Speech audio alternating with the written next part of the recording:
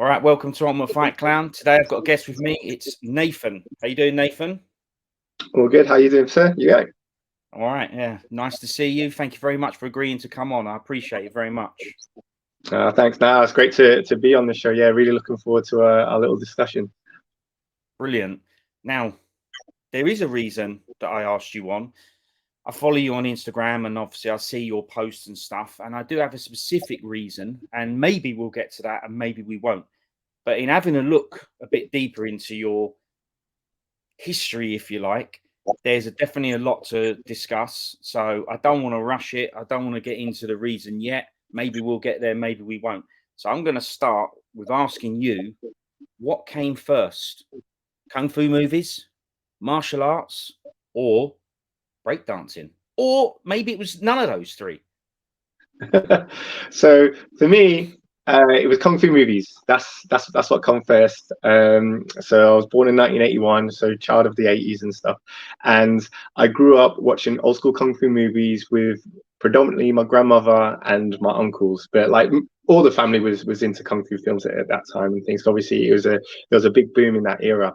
But yeah, I mean, remember watching in my living room with my grandmother and my uncles, like old school Kung Fu films like Drunken Master, Snake and the Eagle Shadow.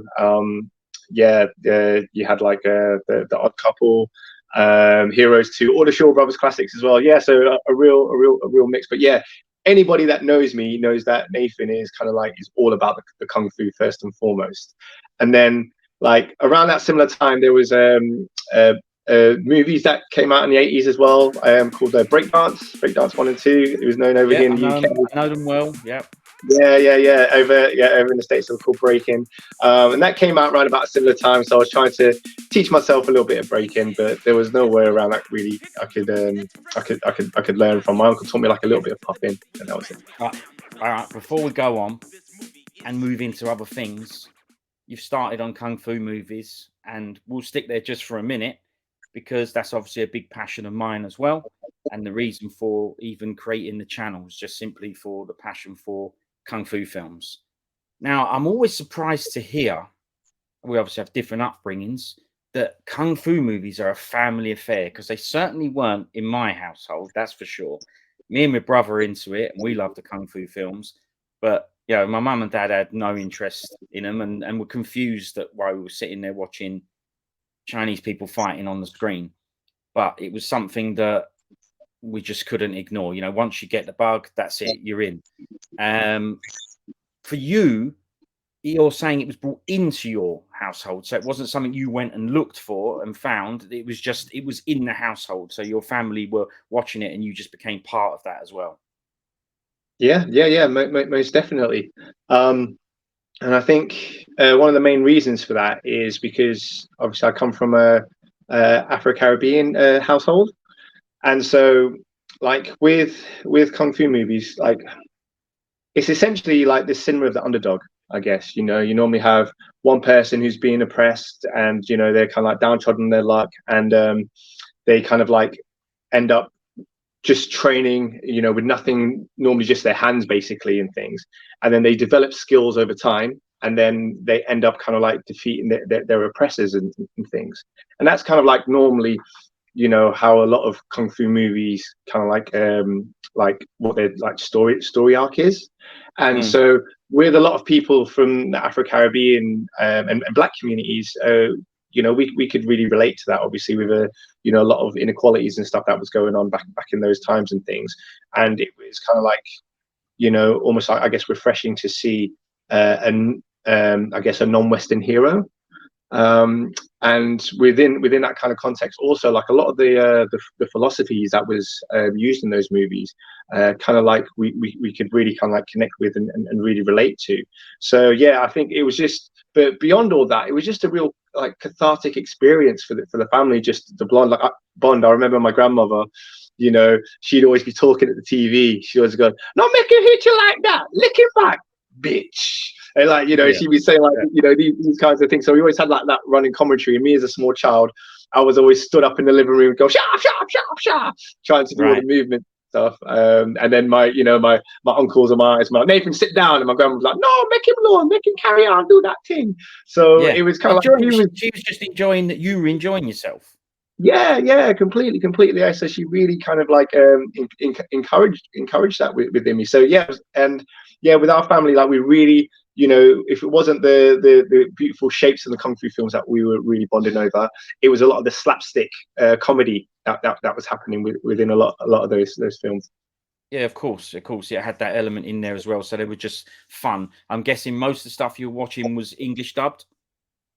Yeah, at that time it was majority of it was English dubbed. It wasn't until I would say like the late 80s, early 90s when a lot of stuff started being on late like Channel 4 and things, where you had a few more that were kind of like in the original language and things. Yeah, I remember Channel 4. They had a series, like you say. I can't remember the films now. Chinese Ghost Story rings a bell that came on. They had a few Jackie Chans as well. But yeah, they did actually start putting some on in the original languages there. I mean, I always knew they were dubbed, but I have a strong affinity for those dubbed films back then because the ones I grew up with are the ones that still, I are close to me, if you like. So I still watch them in their original languages now. I can. Mostly it's because of the better quality and the widescreen, so I can actually see what's going on in the film and the bits I missed, whether it be uncut or whatever. But when it comes to some of those films, Drunken Master being one, Snake and Eagle Shadow, those films, I still prefer those in the original English dub to this day because that's what I grew up with watching. So Yeah, me too. Like for me, like I struggle to watch Drunken Master unless it's got the original rank VHS dub where Jackie Chan was called Freddie Wong. Huh? Who? Who is it? Well, it's your own dear son, Freddie Wong. Huh? And like, Hung Johnny was called Thunderfoot. I'm called Thunderfoot. Like Thunderfoot came for me, yeah. And Sam Seed, obviously he was Sam Seed. Huh? Sam Seed. That's the name. He wasn't like when they dubbed it later on, he became like Su Hai and things, and it kind of like our whole family kind of like almost rejected that version of that English dub because it didn't give us the same kind of jokes as the one before. Also, I love watching Drunken Master in its original language, but in the original rank VHS dub, and that's kind of like got a real special place in my heart. Exactly the same for me. I know Eureka re-brought the film out. They re-released it, and I got hold of it, and they redubbed it, and it was absolutely terrible, unwatchable, not worth anything to me. I put it on. Well, this film's now useless to me. I had to go back to the old English dub. But yeah, that VHS is the best. Now you also mentioned Shaw Brothers there, and I'm pretty surprised that there was Shaw Brothers films. I mean, we did get some at some point, but they were a lot more difficult to get hold of for us. They weren't in my local video shop. So do you have any clue of where these films came from? Because I'm always interested in that times of how people got hold of this stuff. Well, in terms of where those movies come from, like for us, we just had like a video shop like up the road from us, and they had. I remember in terms of the Shaw Brothers movies, they had the ones that they had Shaolin Temple, also known as I guess Death Chambers and stuff, but one with Alexander Fusheng and T Long and all those cats. It had Heroes 2, Fake Six Chamber of Shaolin, and Legendary Weapons of China. They're the ones that kind of like jumped off the shelf to me. In terms of where they got theirs from, I have no idea at that time. But I think like I remember because I was brought up in Ipswich till I was like 8 years old, and so I just remember like wherever I went to, if it was to my uncle's house or my grandmother's house or wherever, the video shops they actually all seem to have stocked so those old Shaw Brothers films. Well, it does make sense. I grew up in Southeast London, and there was plenty of kung fu to go around in those shops. We got lucky with Warner Brothers releasing some Shaw Brothers films a bit later, the ones you mentioned there as well. So we did actually get some Shaw Brothers films, but I was just wondering what types of ones you got. Now you've mentioned those ones were available at some point, rental, and then they also brought them out in a smaller orange cover version, and you could buy those retail as well. So luckily, I realize now, I didn't know then, as a matter of fact, once I started looking into kung fu films more, I was under the impression that we didn't have a lot of kung fu films, and our supply of it was no good, you know, because there was so much out there that wasn't in the UK, until I realized that, hang on a minute, we actually did have a lot of choice, a lot of films, because as you say, the video shops and everything had loads of kung fu in there, which, you know, I don't know, there was obviously companies that knew that there was a market there for it, because there was a lot to choose from. So we got lucky, but I just didn't know it at the time.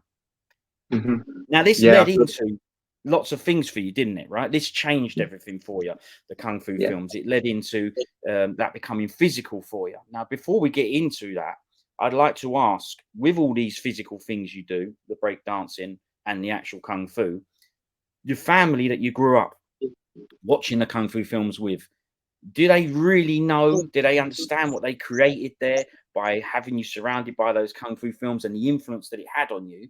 Do you speak to them about it? Do you make the connection to it and go back to them? Me and you are chatting about it, and you know, this is the first time me and you have ever spoke about it, and that's of interest to me. Do you speak to the rest of the family and go, look what this done to me? Because my parents also are, they're not confused anymore, because they know me, and obviously now I'm a man, but they realized that it wasn't a joke, that stuff was having a real influence on me, and actually a positive impact on me. Do you still discuss that with your family at times and reminisce?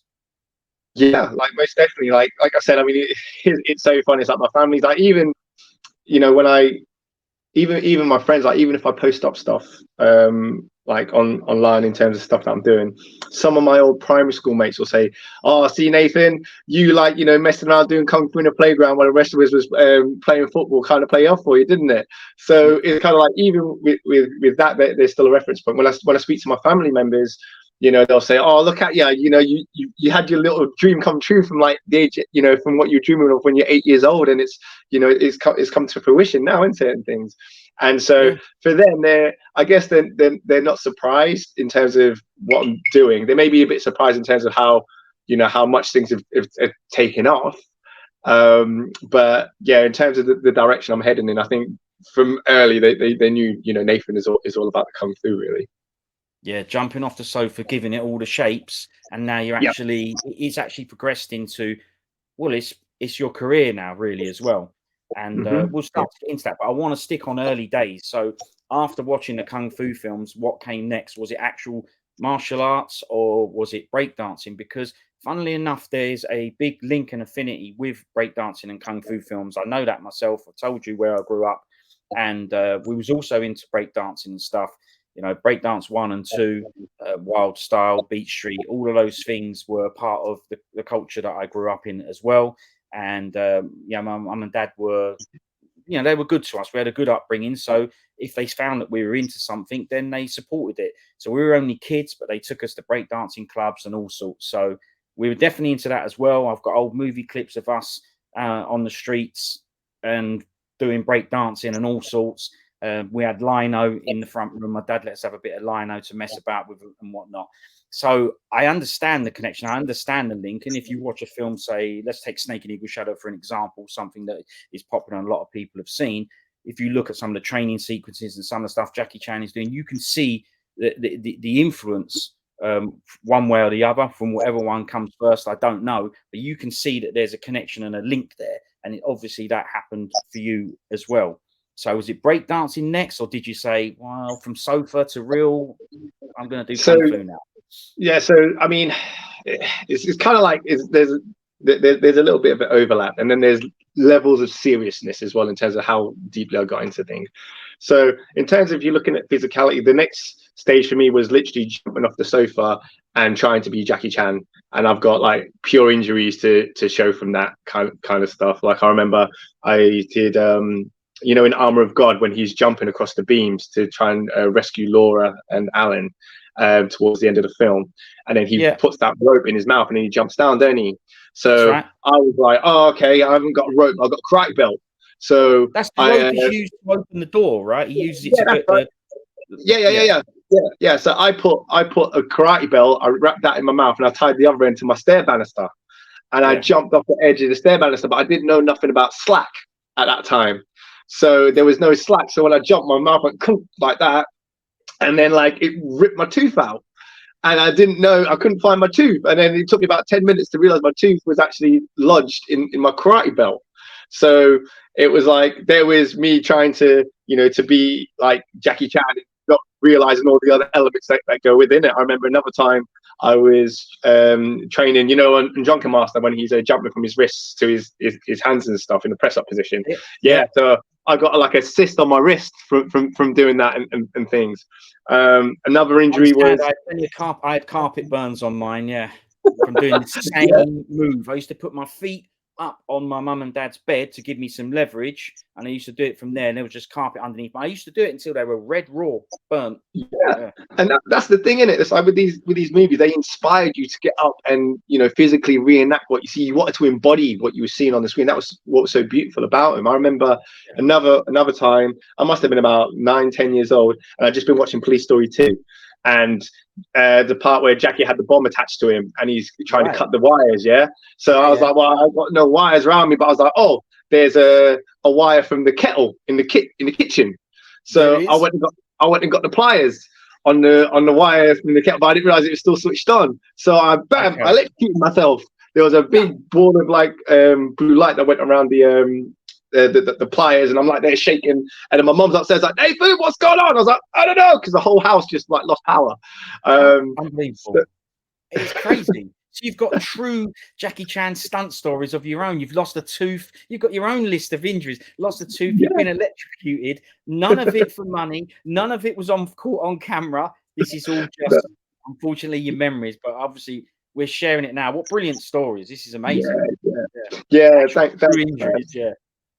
So that was it. So that was literally just by pure inspiration. I was doing those things. And then with breaking, like I said, my uncle, he taught me like a little bit of popping, and I taught myself how to spin on my back.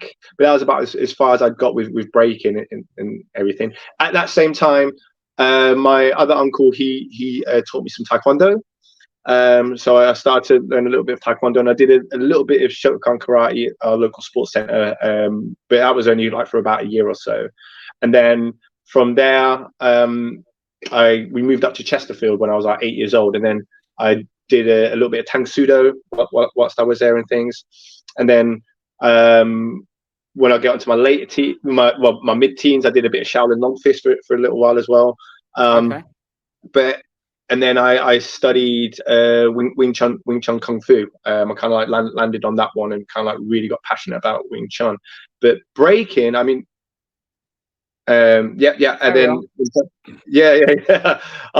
is you doing some drunken. It's because you mentioned mimicking Jackie Chan, so I thought, well, let's have some mimicking Jackie Chan on the screen. Oh my god, it's so funny watching these moments. So so I was doing a lot of like Wing Chun at the time and things. And then what happened was I was at uni at Sheffield, and they had a breaking society. So from there I went and I started to learn breaking. So I was about 21 at this time when I first started to learn breaking.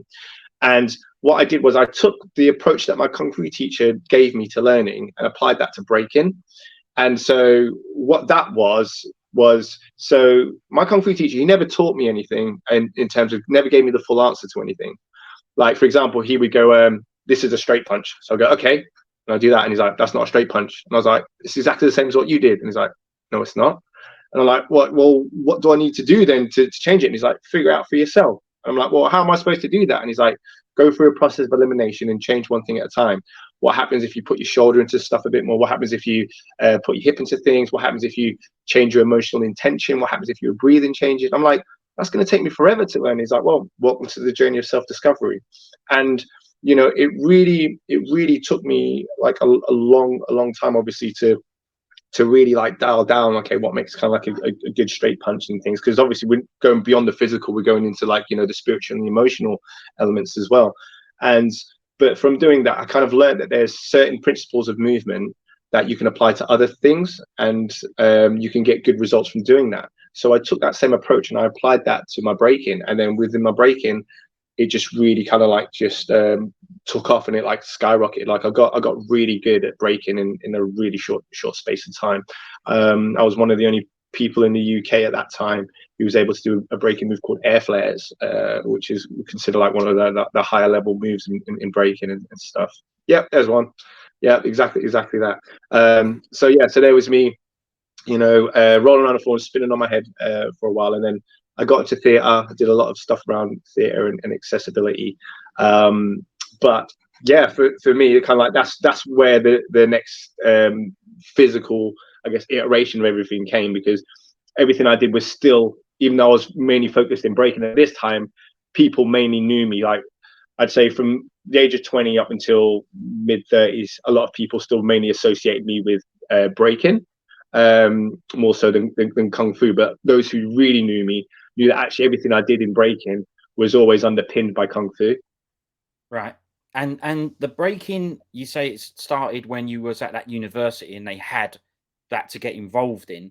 But why did you get involved in it? Just because it looked good? Was it the films that made you go, oh, I like those films? So, you know, I'll actually try and do it myself, and the opportunity's right in front of me. Yeah, so with me, it started off, and it was like I said, I watched the old breaking films, and I'd always wanted to do it, but there was just no way around to teach. And so when I finally went to the university, there was people that could actually fully teach it, but then you knew basic stuff. So within like a month or two, I was teaching the class because I picked up everything, and then I was the one who had to kind of like be that trailblazer and figure out how to do stuff. So it was first obviously seeing the breaking movies, and then seeing the power moves, you know, the dynamic power moves, such as like, you know, the windmills and the flares back in those days, and the head spin. That is kind of like what really gave me my driving force to really want to go in and do breaking. And then, you know, once I realized that, oh, actually I could make a career out of it, like that's at this point I was only like teaching breaking, but at that time, you know, I was able to earn like £30 an hour from teaching a class. And I was like, wow, that's like doing a few hours shift at burger flipping at McDonald's. I know which one I'm gonna do, right? I mean, yeah, it's only for an hour, so the best hourly rate ever. But can you do it for 8 hours? You know, the shift in a normal job you do for obviously a longer period of time, so it adds up to more. But yeah, you start to think.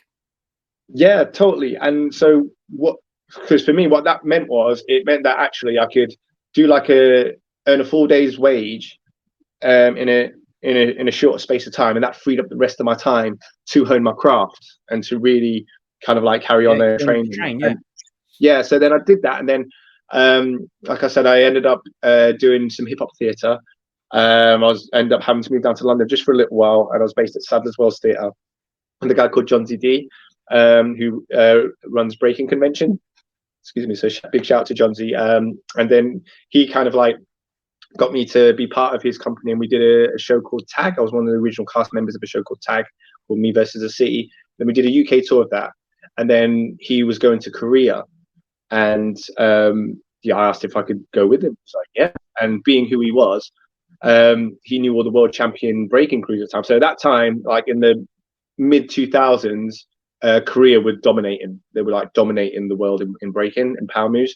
And so I was lucky enough to learn off the best in the world at the time. And like the thing is with Korea, one of the reasons they're so good at power moves is because they're a kicking nation, you know, with taekwondo and stuff. So they really understand how to, you know, really use your hips and your movement when you rotate and kicking your legs and things. So, you know, I was fortunate enough to learn the techniques from those guys in Korea. I also went to Detroit, Michigan, and learned some breaking off some crews out there as well for a while. So I kind of went east and west to kind of like just cultivate as much knowledge as I could, and then I just wanted to teach as many people as I could. And so yeah, did that, and then I ended up just telling stories with breaking and hip hop really. So yeah, I've done that. I guess for probably the next like decade or so, and then it just got to the point where I was like, okay, I want to start to focus on filmmaking more, and then so I started to venture into filmmaking. Okay. Well, before we get on to the filmmaking, because again, that's something else that you now do. We'll just stick with breaking for a minute. How long did it take you to get good at it? Did you find that you just went to the college and started doing it, and because of the kung fu background, you kind of just went into it and you found it easy? I mean, it looks like you find it easy, but we're looking at videos and stuff of you when you're obviously a more of a competent level. How did you find it to start with? Because one of the things that people didn't do a lot back in the days were head spins. There was a lot of things around that when it came to, you know, safety and stuff like that. And I'm sure it took you ages to perfect it. But one thing that surprised me when I was watching some of your clips was, comes you're so good at head spins, you know, the balance and everything. Just, you know, it just seems that most people, even that were good at breaking, seem to struggle with head spins. You know, we went to plenty of things. I can't remember where me and my bro went to watch one of the competitions, whether it was a place in Brixton or whatever. We went to one of the breakdance competitions as well, and I believe might have been the Japanese team that won that particular event. And like you say, with all the power moves and that, but you, when I'm looking at you, I go, those air flares are impressive, right? Strength, balance, obviously a lot of core strength. My guess is that comes from the Kung Fu, but what was it like when you went into breaking to start with? Because even though I was only a kid and messing about with it, watching the film, same as Jackie Chan, and mimic that, and I watched the films and mimic that, you know, there was no skill, there was no, you know, I didn't go and learn anything. It was just messing about. I never decided what I'm going to do is try a head spin. Obviously, I would never try that. So that comes with time. There's no way you went into that class and started head spinning, right? What was it like at the beginning? So yeah, at the beginning, I mean, like I said, when I was younger, I taught myself how to like spin on my back, and I could do a bit of popping. So I kind of like had that as a little bit of a foundation. But like when I went to the first breaking class, it was literally just learning stuff like a top rock. So you know, moves where you kind of like stood up and then go downs, moves to get to the floor, and then from there like footwork and freezes. And no one in the class could do windmills at that time. And so I was, you know, they were people that would kind of like trying to work on them, how to figure them out. I remember my friend, he gave me a How to Breakdance DVD by Will Power from things from the States, and I studied that hard. And one thing is, like, I'm a bit obsessive, I'm a bit like a dog with a bone. When I get something in my head, I'm gonna get a bee in my bonnet, I'm like, right, I need to just go at this. And then so from there I ended up just training really hard. I think as well, I put in a lot more hours than a lot of people did. Like the practice session would be like for 1 hour, I'd already be training 2 to 3 hours before or after that session. When I was at my peak, I was training 8 hours a day, 5 days a week when I was at my peak at breaking. But still managed to fit Kung Fu in, or did you then just go all out breaking? Because that's a lot of time and energy to put into something. Very difficult to have multiple things going on at a time. I don't know how you've managed it now, because there's all sorts of things going on, fire breathing and everything. But it's impressive the amount of physical skill that you have while finding the time to do, you know, some short films and stuff in the theatre. And you know, there's all sorts of things that you do, and it's pretty amazing that you managed to squeeze all this stuff in. So while doing that breaking, did you just focus on the breaking and put the Kung Fu to one side for a minute just to try and hone that? So what happened was, I think I kind of like did a bit of a trade-off with the amount of hours I was doing with Kung Fu. I kind of like, okay, well, I've got a good handle and a good foundation in it, so I can still apply some of my Kung Fu principles through my breaking. But I kind of like dropped off. So for example, instead of training 4 or 5 hours a day doing Kung Fu, I dropped it down to doing like, you know, 2 hours a day of Kung Fu. And then I'd be doing like, you know, 3 to 4 hours of breaking. And so that was kind of like how it was balanced. So my focus was more so on breaking. But it was funny because whenever I had any like emotional problems or emotional issues, I always went back to Kung Fu. You know, always went back to like Silum Tao, small ideas, you know, basically to just root me and just go back to my breathing and just to connect with myself, my authentic self again. So even though breaking was very much the predominant thing I was doing, my essence has always been Kung Fu. Yeah, well, and I see that when you connect the two things. So a lot of your breaking has Kung Fu, and your Kung Fu has, you know, breaking, popping, and whatever in it as well. So you connect it, even with your fire stuff and whatever. It's you're managing to merge all of them together, which is making it like an original product, if you know what I mean. It's like, it's not something that you tend to see. Someone's either good at one or the other, because it takes time to be good at these things. But because you're, well, I mean, now we're knowing it's down to dedication and putting the time in, but because you're good at a lot of these things, you're able to combine them and sort of put them all into the melting pot. And you can see it come out in all the moves, you know, with the fire stuff. Yeah, I can see there's rope dart and sword, and there's all sorts involved in it. And that's brilliant that you always manage to bring those things back into it. So how long would you say from student of breaking to teacher? How long would you say it took you to get to, being able to teach people it? So it was really funny. So what happened? There was an old school breaker who he had like really good windmills. His name's called MC Nige. He was based in Sheffield, Now and so I'm windmills about, is the sorry, but windmills yeah. is the one where you're on the floor and whatever, like what a gymnast does on a horse, that kind of thing. The gymnasts do it on the floor as well, but stuff we could see in gymnastics. Yeah, so windmill, so you're talking about the Thomas Flare that gymnasts do when they're on their hands and they're kicking their legs around. The windmills are the one where you're spinning on your back, and your legs are kicking about. Yeah. So you have your mummy, nutcrackers, all different And versions of to do that, getting a bit of air on it, didn't they? The back coming off the floor, and that's right. Yeah, exactly that. So he had great windmills. He was really good at popping. So I asked him if I could be like his protege, basically, and he's like, "Oh yeah, if you're serious, come down to." Sorry, what was the guy's name again? Sorry, MC Nigel Lohman. was he a teacher at the college? No, so he wasn't a teacher at the university. He was just an old school breaker that was just teaching at the same time. Okay. So I went along to one of his classes, and like I said, I was really inspired by him. So I asked him if what a protege on his hands. Now I meant for him to teach me moves. I come to this session and there's all these kids, and he's like, "Yeah, help me teach these kids." And then so next thing you know, I was helping him, teach a whole bunch of kids. But like even within his class, when we do the warm up, part of his warm ups would be like, "Students, Jackie Chan," and we'd all be in a horse dance, and like the kids would be like just going, and the leg in the ache. So it kind of like really resonated with me, is that he was even using some of that old school kung fu training in the warm up. Yeah. So like he kind of like taught me how to teach, and beyond that, he taught me how to put the fire in people's belly, I guess is the best way to put it. How to really kind of like encourage and inspire people, and to teach people how to build on their momentum and to generate even more so momentum. To when you get excited of hitting one move, use that energy and you utilize that energy to help you to get another move, and then so the confidence just builds that way. So I'd say that in terms of me going from being a student of breaking to teaching it, you're looking about 6 months, so not long. Wow. Obviously, Yeah, my you got that opportunity there, didn't you, from Nige?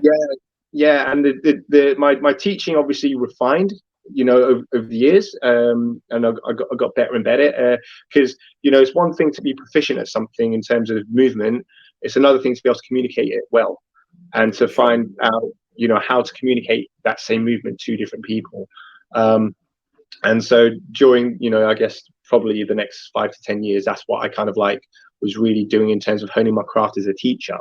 Within that kind of thing, I was really making sure that I was being able to connect with people, like finding out what taking a genuine interest in each of my students, find out what are they passionate about, what are they interested about outside of breaking, and then seeing if I could liken that to any certain movements to any of their interests, so to help them understand how to get stuff a bit better. So for example, if there was a kid and if you like boxing and stuff, I'd tell them, okay, well, you got to use your waist twist from breaking the same way, for example, how you throw like a body blow in boxing, and so they understand how to generate the momentum from their their hips and their waist and things. So it was always kind of like really trying to connect with people on a deep level, so I could help them become the best version of themselves. Yeah, so you were getting to know the person, what they're interested in, and what will work for them. Like you say, when it's teaching, it's totally different because you've got to do it safely for starters, so that they don't get injured, like putting ropes in their mouth and pulling their own teeth out, self-electrocuting themselves. All that stuff is probably off the table when you've got other kids' parents involved. Yeah, we kind of have to take it off the table. But they're all your experiences, and they got you to where you are today. So no bad thing. But you got thrown in a different way of teaching. As you say, you've been taught a lot. You've been taught the kung fu. The films have taught you, the kung fu has taught you. So, and obviously you've learned the breakdancing as well. So you've got some good fundamentals there, and you got thrown in the deep end with it, but you managed all right with it. Yeah, teaching the kids. Yeah, 100%. I mean, one of my students actually is now the leader of Smack 19, who is they're two-time world champions. They won the UK B-Boy Championships two years in a row. They're the first British Okay. crew, maybe even the first crew ever to do that.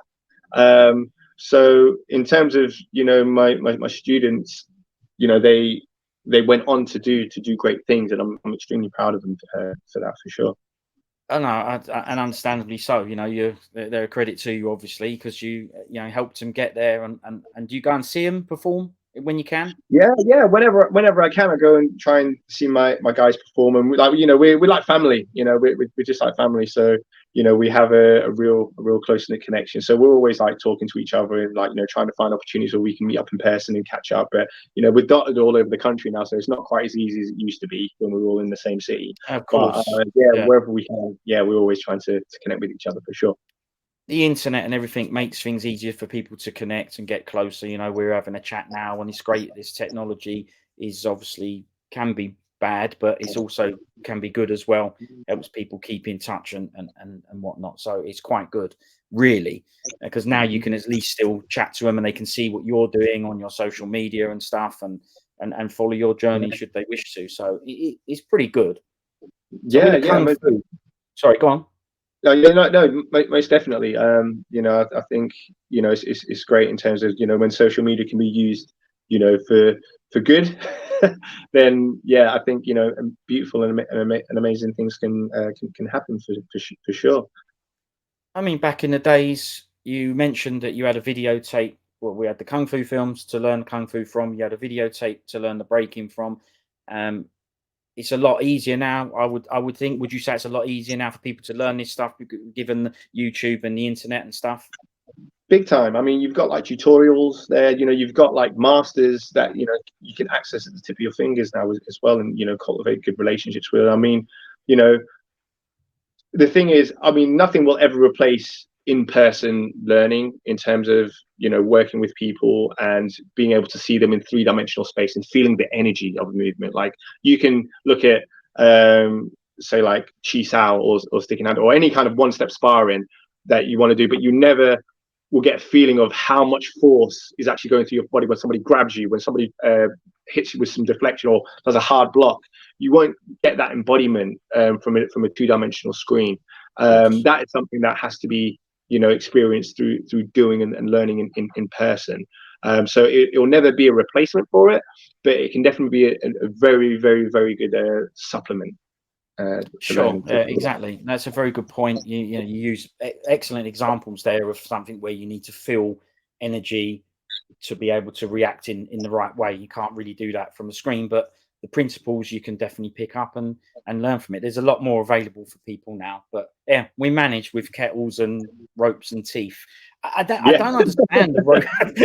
I don't understand the rope and teeth one, because the truth is, unless you had a door, I don't even know what it's called, a door barrier. I don't know what that's called, but he tied it round so that he could get back out. Right, so he shut the door, locked it behind him, but he put a bit of rope around it, swung it over the gap because it was an old sort of chapel type place. Swung it over the gap. It means that he could pull that, lift it up, and escape, and let it drop back down, and so that the monks can't continue to chase him. So that's the scene in Armor of God. But if you had no wooden barrier door lock, what were you doing with a rope in your teeth? You know what I mean? I was just thinking, like, I was like, what, 7, 8 years old? I was just thinking, Jackie Chan jumps off that thing. That looks cool. I want to be Jackie Chan. I'm going to jump off that thing and look cool too. That was all that was going through my head. Even though no one was watching. No. Like I said, I just needed to embody what was happening. I was so inspired. I just needed to embody what I was seeing on the screen. And that was it. It is amazing how much these films inspire. When you talk to people, it's very rare that you find someone who hasn't tried these things out. I mean, I used to run around the play park, probably because of things like Police Story 2 and that scene. Run around a play park, very different to what the other kids were running around a play park doing. I used it as an environment, imagining that the people were there doing forward rolls and stuff. But the key thing is, as you say, the involvement. So you needed the rope, the karate belt.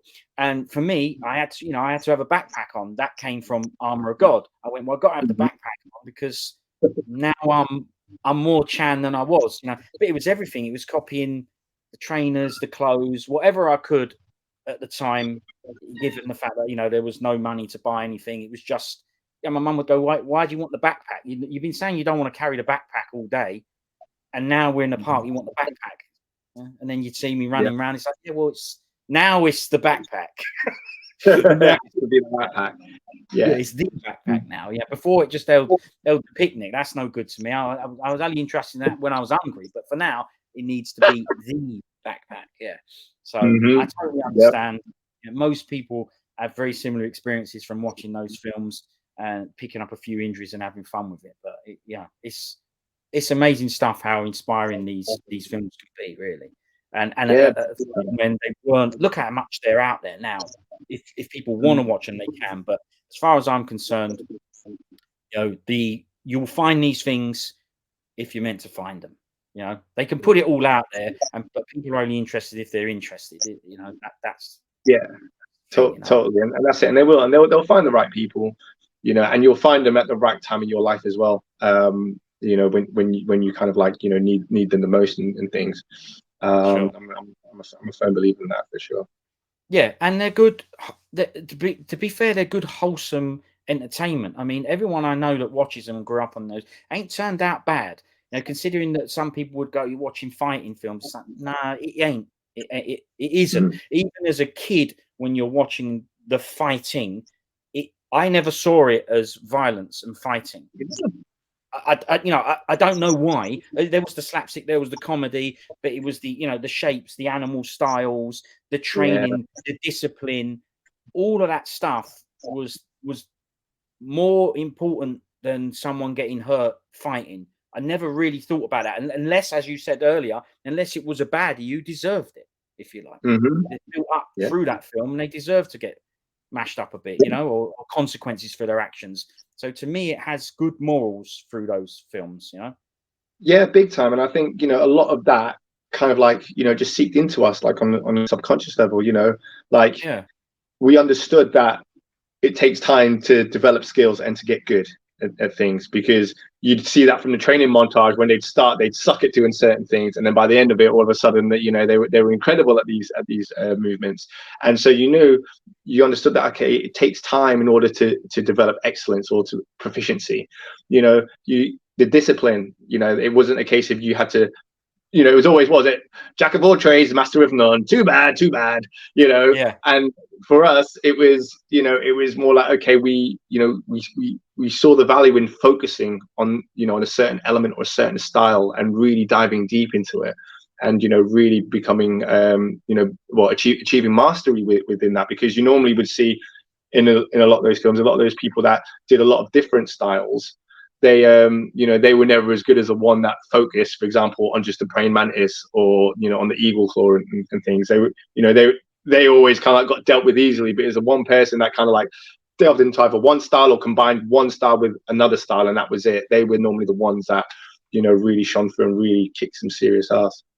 Yeah, no, you're right there. There was the odd time where, like you say, they had to go outside of the style that they knew, because, you know, again, Snake and Eagle Shadow, another example, when he fought Thunderfoot, we'll call him that. You know, Wong Jing Lee, we'll call him Thunderfoot, right? Because that's how we know him. When he fought him in Snake and Eagle Shadow, it didn't work. You know, he went, well, you're different to me. How comes you tell me you're Snake? And he could do the snake. It's like, because he used it, didn't he, to fool him and go, look, I'm like your teacher's teacher. I'm his brother. I'm his seeing. I know. Look, I'll prove it. But every now and then, the claw would come out, and he'd go, well, I can see there's elements here of the snake, but you're different to teacher. You know, you fight different. And he said, well, that's because I'm his teacher, right? And it's because I know more. Listen, how come you can counter my attacks? Of course. Or else how could I be a teacher? But yours is a bit different. Oh, that's because you still have much to learn. But when he fought him, he realized there's more to this. I thought I was good at this snake fist. He'd already had plenty of examples where he used it to get rid of baddies, and he's like, I'm good now. I can use this stuff. But when he fought Thunderfoot, he was like, nah, he ain't. There's new levels to this. It's funny. He fights better than teacher. But you'll remember this anyway. To counter, he saw the fight with the cat and the snake, and he went, I need something to overpower this thing. For me, it's more the surprise, right? Because Thunderfoot knows what he's dealing with in that last fight. So I've done this guy already. We know. I've just beat up his teacher. I've just done him. I'm easily going to do him. I've done him before in the barn. I've already beat him up. But he came there with a new wrinkle to his game, and he combined the snake with a cat, as you know, and trained it on the beach. Brilliant. So, and he was like, "What was it?" Thunderfoot was like, "What? That is a snake fist? What is it?" And he's like, "Yeah, cat's claw."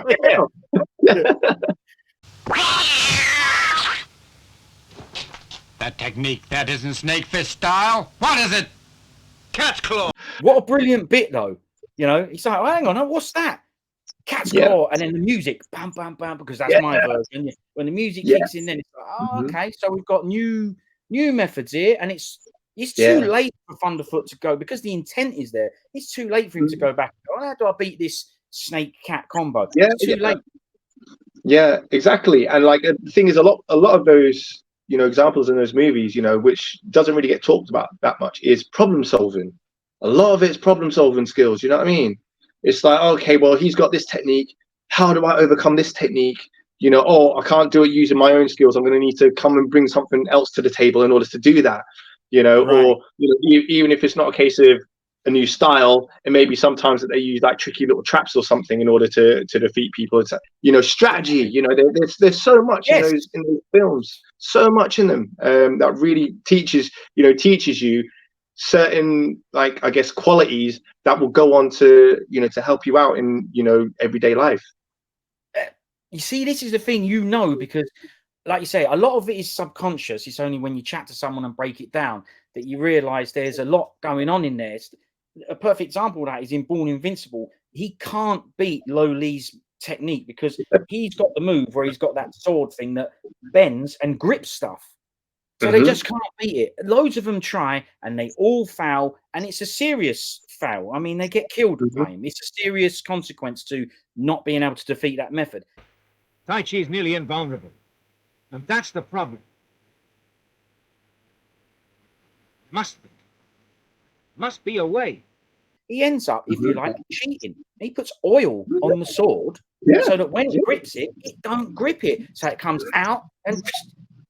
But that was a last resort. All the other guys had tried it. He'd lost a fight trying it. They'd all tried it before. But like you say, they had to go back and go, the Kung Fu is at the level it's going to be. My teacher's already been done by him. I can't learn no more of him. What do I do about this? And as you say, they're not saying these things. They're showing you these things. It's not spoken about with dialogue like in these Hollywood films where they've got to, do it to the nth degree. You're just physically watching what's going on. And to me, you're absolutely right there with the problem solving. It's brilliant. Sometimes it's cheating, but what's he supposed to do?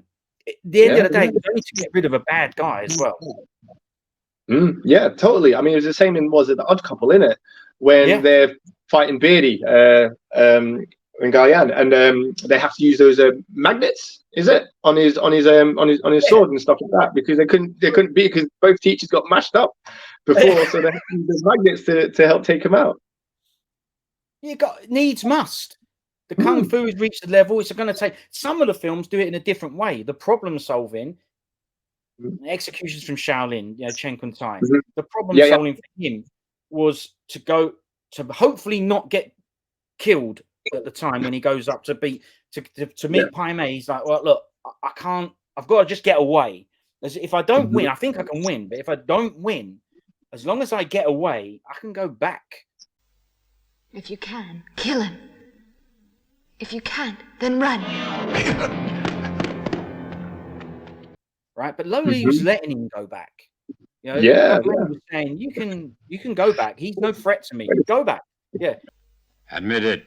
Am I not much better than you? I don't care. Go back, and the guards will be there. Just leave him. I've mashed him up anyway. He's probably not going to survive where I've mashed him up. So leave him. He would go back and he would train more moves and figure out techniques. If you remember, he had that big iron thing with the balls, and he would figure out the 108 vital points and all that. Stopping it. Yeah, exactly. Yeah, stopping it. Yeah, brilliant. Yeah. That was wicked. Like it was, but again, it was literally problem solving. Every time they went to fight him, they'd learn a little bit more. And then they come back and they try and apply that, and then that wouldn't work. And then they come back and Lele would see that they've learned a bit more. 红旗官, Over the years, your kung fu has improved a lot.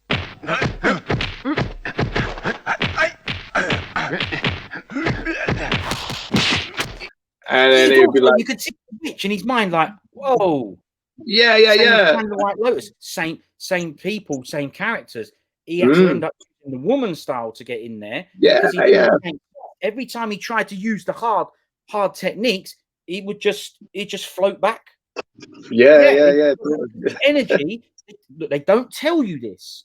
You have to. This is the thing, right? All these films, okay, they're fantasy, they're made up, but they're all derived and based from something. I was talking to another martial artist, Yuri, about this as well. And these kung fu films, they come from somewhere. The ideas aren't plucked out of thin air. They might fantasize them and make them more entertaining, but there is a base to it. That using the hard against the soft style, it don't work. One thing bothers me. I can't get close to him.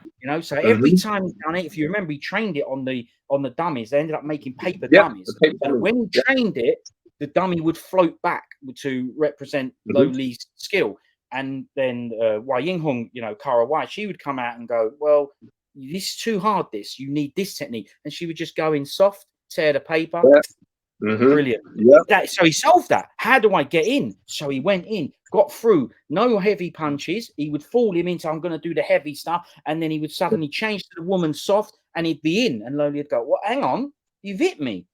But it ain't working. Why not? Because he's got the hard qigong, he's got the heigung. So to him, it don't matter. You've got him, but it don't matter. So he has to go back and then learn, what do I do about this? Needles, vital points. Yeah, but where is the vital point? You've got to try and find it. Amazing films. You see, this is the thing. It's all there. There's a lot in these films. If you want to see it, it's there. Yeah, 1,000%. Like honestly, I could talk about this stuff for days because there's so much. There really is like so many layers to it, And then you could even look at people's personalities and like how they reflect the style that they're using and things like that as well.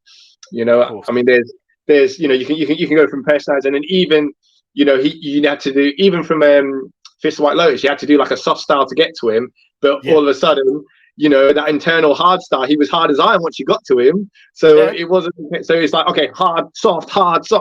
What do I use when and things, and like you go like you can go like so deep on all these elements and things. He ain't got forever because in the meantime, Loli's going to beat you up as well. He ain't got forever. Once he sees you're starting to get somewhere, he's going to get serious as well. So you ain't got all the time in the world to figure it out. Yeah.